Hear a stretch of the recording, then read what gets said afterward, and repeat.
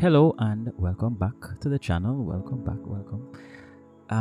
Today we're not flying. Unfortunately, I know some of you are already sad, but that will be, I think, the next video. We'll be flying next video. But the purpose of today's video is just for me to give you the how did this all begin, as well as what it costs to actually put this thing together.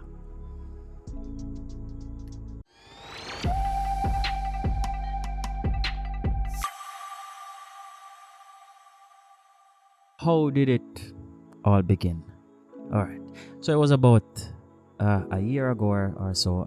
So I'm kind of a photography fan. I'm not that good, but anyway, I like the hobby as well.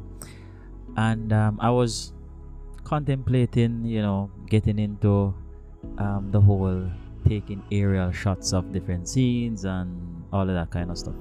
So naturally, I began to look towards getting myself a drone. So I hopped onto YouTube and did a few searches, and I started by looking for budget drones to do the job, but I kind of realized that the budget ones, they were below expectation in terms of specs and all of that. But sooner I realized that if I wanted quality, I am going to have to go the DJI route, and going the DJI route meant shelling out a lot of money, and I wasn't really didn't really want to do that. So I started to think, now what about DIY drones? I think I just searched that,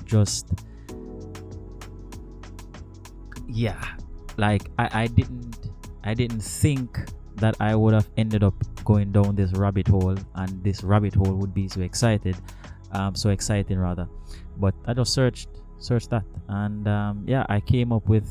I saw a lot of videos, individuals putting these wonderful things together, and the way they flew, it just got me hooked. So began searching now. How do I get started? The parts that I needed to actually put these things together. So perhaps by the 10th or so video I came up with a list, but the main thing that was on the list, that number one, highly recommended by almost all the persons that I watched, was to get myself a radio. And it's not the radio that's in your living room, one of these. So one of these radio receivers. So basically, this is what I use to control the drone, to do all that fancy stuff. So that was at the top of the list. So I got that, and then persons recommended getting myself a simulator, and I did that. The first one I got, it wasn't so well. I think I'm not going to blame the simulator, but blame the laptop I had at the time. I know it wasn't a beefy laptop, so I think it couldn't run the software so well. So I really had trouble flying in it. So I got rid of it, and so that one was free.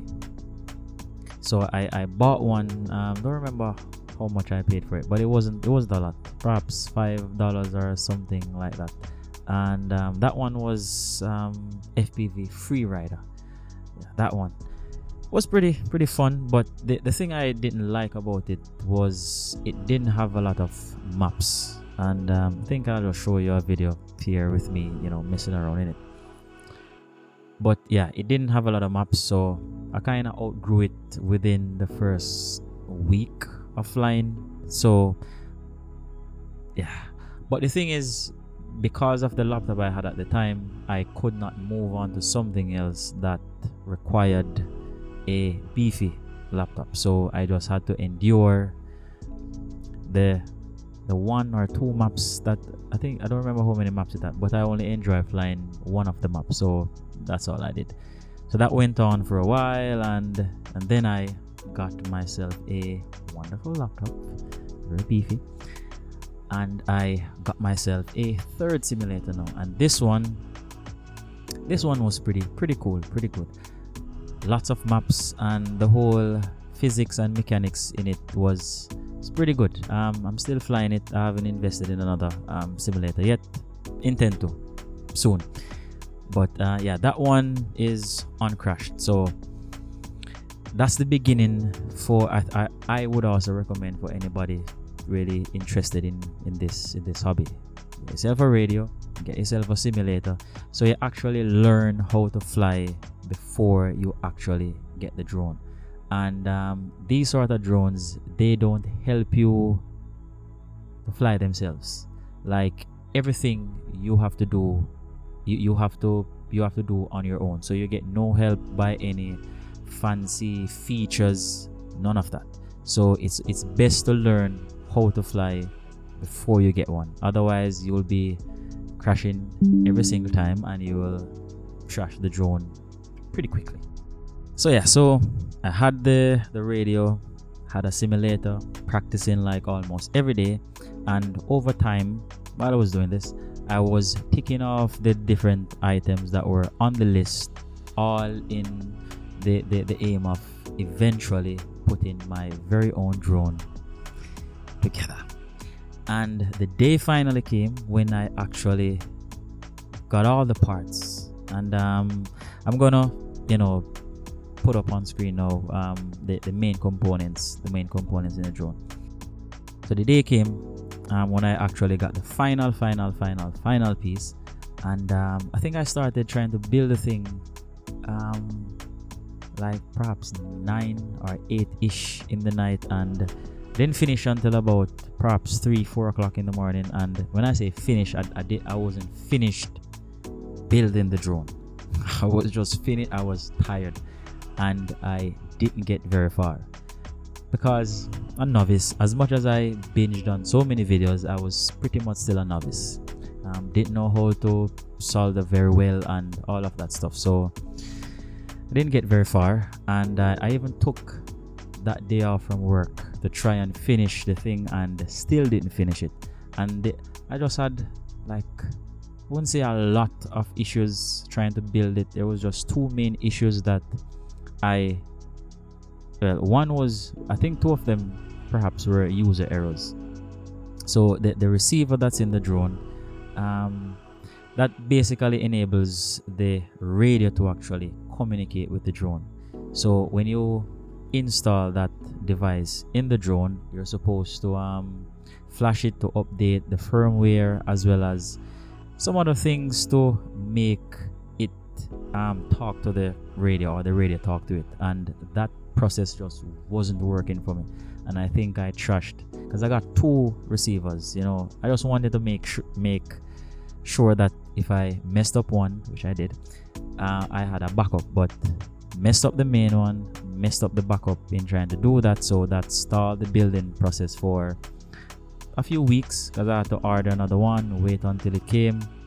Anyway, but the third one that came, that one worked very well, no issues whatsoever. And there was another issue that I had that it took me too long to solve. And so when you plug the battery into the drone, probably make a demonstration here, so just for the sound purposes.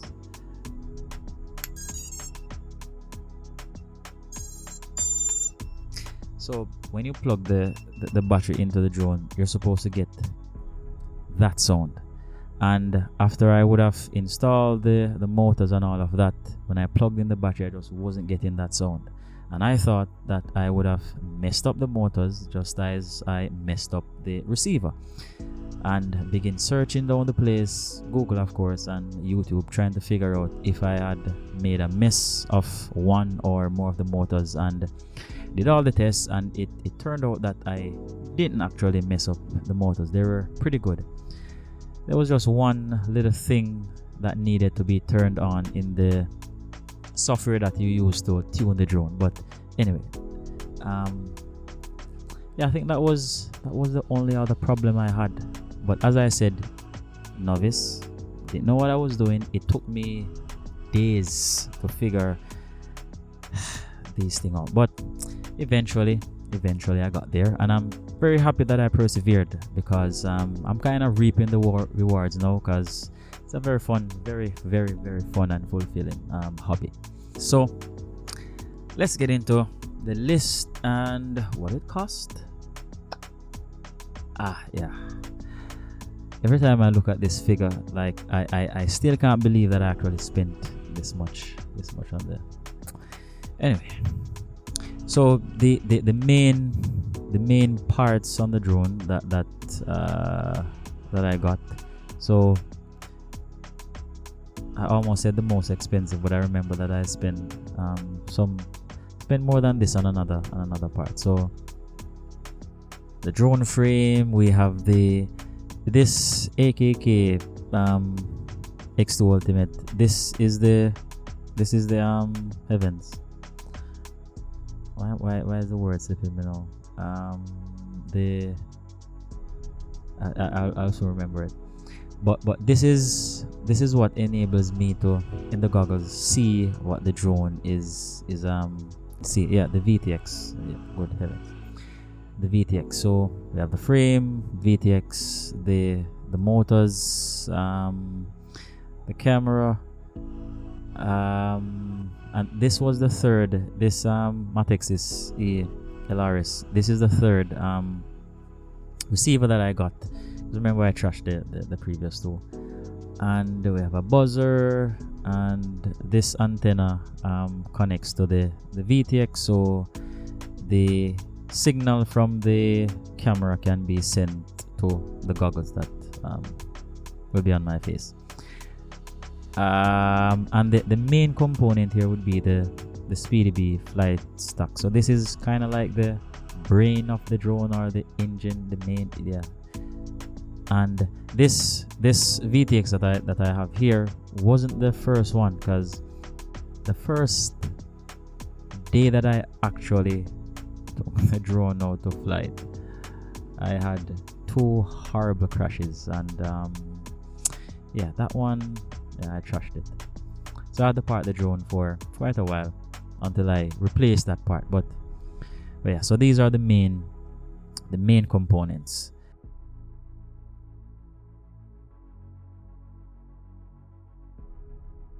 We have the radio, we have the goggles, we have the batteries. So these are all the things that I bought. If you are so interested, you could always pause the video and just have a longer look at them. But some of these things, perhaps better pilots out there perhaps question why I got some of these things, but I'm not, like, I can't look at one thing on the list and say I could have assembled the thing if I didn't get that particular thing. But as I said, I'm a novice, so who knows, could have found a better way. But these are all the things that I bought, and this is what I spent.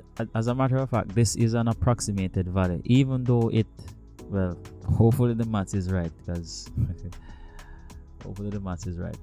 This is the figure that I was able to trace, because if you notice on the courier side, there's a lot of blank spaces. But for some of the prices, it would be for multiple items, but yeah, most of the prices don't tie in that. So yeah, a lot of them are missing, and the reason why they're missing, at the point when I started to actually document the spend, I just couldn't locate some of these receipts, whether physically or digitally. I just couldn't trace it down. And yeah, so this is a much higher figure, and it could have been even higher if I had started if I didn't have myself a GoPro, that would have to be added to this list, and then that's bringing up the cost. The drone that I have now, it's called an analog. It's on the analog video system, so it's not digital. So if I had gone the digital route, to get a a goggles that is digital. If you know the goggles I have here, I have a Fat Shark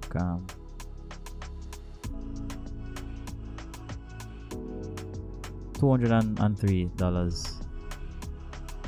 A digital goggles would have cost me perhaps about $500 or $600. And then the camera system for the digital setup would have run me perhaps $250 or so. And that's one of the reasons why I had gone the digital route as opposed to going the analog route, sorry, as opposed to going the digital route. I mean, eventually I'm going to go there because you get better picture qualities, and hopefully I can put up on the screen like a comparison between what the analog feed in the goggles look like versus what the digital feed looks like. But yeah, this is what I spent. Yeah, this is what as I said, every time I look at the figure, like, I just can't believe it cost that much. But it's an expensive hobby, and unfortunately I'll have to spend a little more because, case in point, I need perhaps maybe 8 or so more batteries to actually have longer flight times, because one battery drains in like 4 or 5 minutes. So yeah, I need a lot more of those, so more spending. And there are just some other things that I plan to replace or upgrade, and that it's a gift that just keeps on giving. If you're not one who, probably I shouldn't say what I was about to say, but it's an expensive hobby. But if you love it, you just love it, and if you love it, you perhaps won't mind the spend. But yeah, this is what I spent. So if you're planning to get into this hobby,